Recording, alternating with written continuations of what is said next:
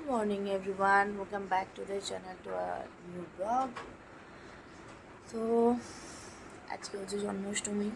আমি আজকে কাজও ছুটি নিয়েছি। তো আমি এখন বাজে 5:47। এই জাস্ট ঘুম থেকে উঠলাম।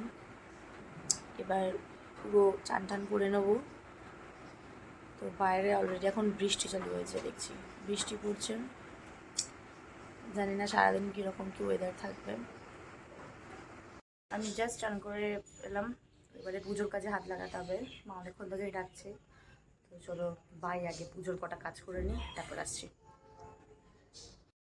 এখানে মা জেঠিমা লুচি ভাজছে, পুজোর প্রস্তুতি সব চলছে।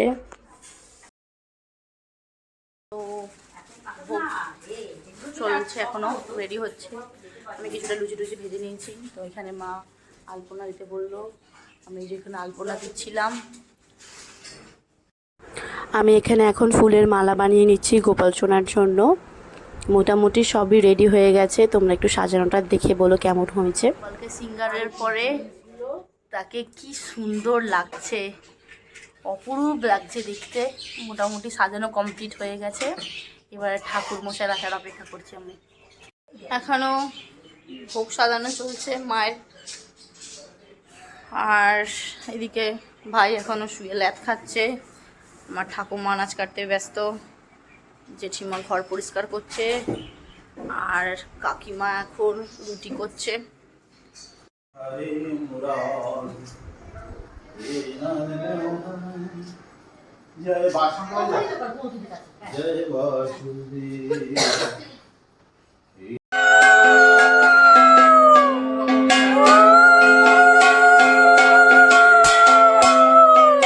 আমি এই যে প্রসাদ খেতে বসেছি। তারপর পুজো শেষ হওয়ার পর লাঞ্চ করতে বসে গেছি। খিচুড়ি, ছেঁচড়া, আলু ভাজা হয়েছিল। লাঞ্চ করে একটু রেস্ট নিয়ে আমি বলেছিলাম আজকে পনিরটা আমি করব।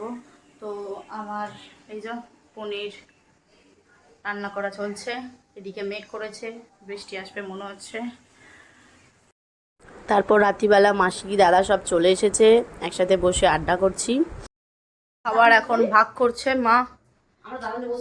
তো ব্লগটা এখানেই শেষ করলাম। Good night.